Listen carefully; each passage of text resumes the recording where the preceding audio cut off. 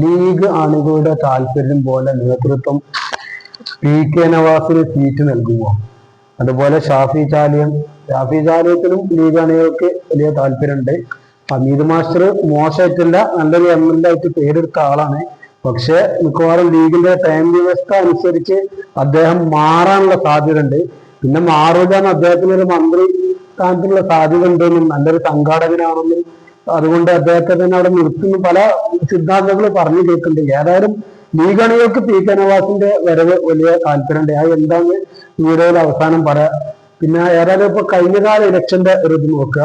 ഇനി വള്ളിക്കുന്നിന്റെ മറ്റൊരു പ്രത്യേകത പറഞ്ഞാല് ഹിന്ദു വോട്ടുകൾ ഭൂരിഭാഗം BJPക്ക് പോകുന്ന ഒരു തരം മലപ്പുറത്തെ ഒരു മണ്ഡലമാണ് വള്ളിക്കുന്ന്.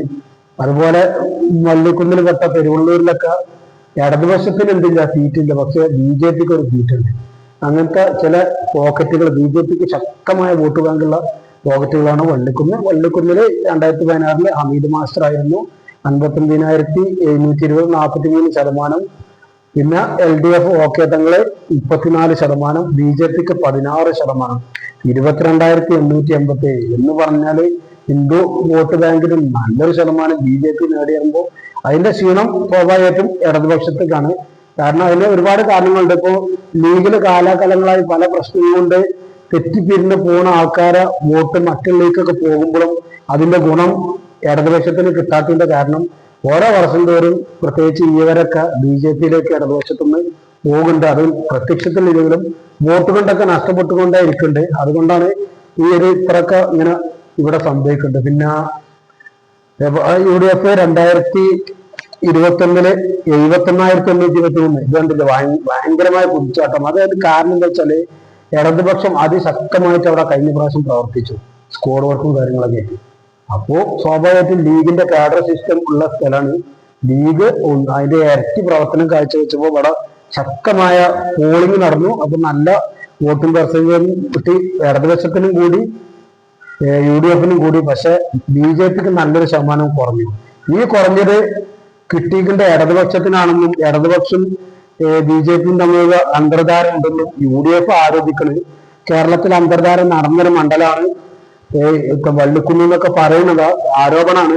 പിന്നെ അത് പക്ഷെ അതല്ല, അത് ഈ ഭരണത്തിന് അനുകൂലമായ തരംഗം ഉണ്ടായപ്പോ അങ്ങനെ ഒരു വോട്ടിന്റെ ഷിഫ്റ്റ് നടന്നൊക്കെ പറഞ്ഞു കേൾക്കുന്നുണ്ട്. പല സിദ്ധാന്തങ്ങളുണ്ട്. ഏതായാലും അതാണ് അവസ്ഥ.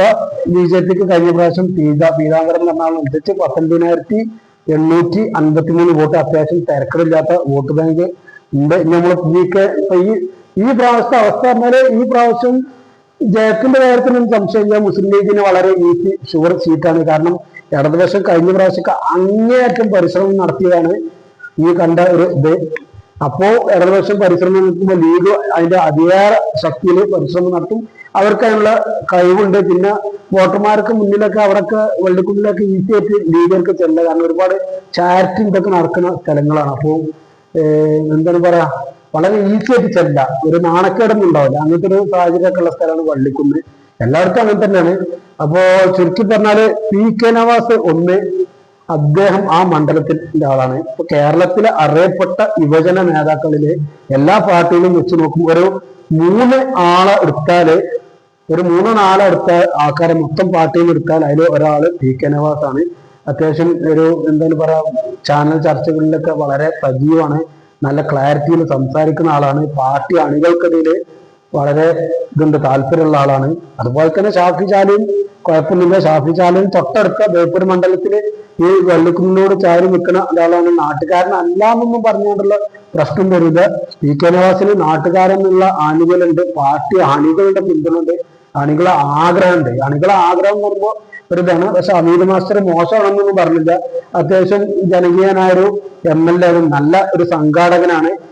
അദ്ദേഹം മുസ്ലിം ലീഗ് ജില്ലാ സെക്രട്ടറി ഒക്കെ ആയ സമയത്ത് നല്ല സംഘടനാ സംവിധാനം ഒന്നുകൂടി ഉഷാറാക്കിയൊരു ആളൊക്കെ തന്നെയാണ്.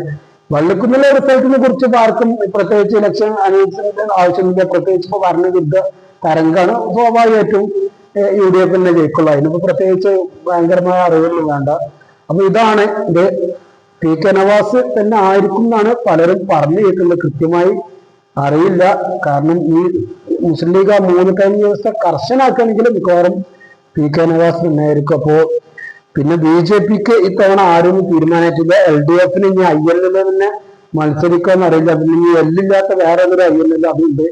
ഞാൻ അവർക്ക് കൊടുക്കുക സീറ്റ് അതും പറയാൻ വയ്യ. ഏതായാലും അങ്ങനെയൊക്കെയാണ് ഇപ്പം വള്ളിക്കുന്നിലാവട്ടെ. അപ്പം വീഡിയോ ഇഷ്ടപ്പെട്ടാൽ ലൈക്ക് ഷെയർ ചെയ്യുക.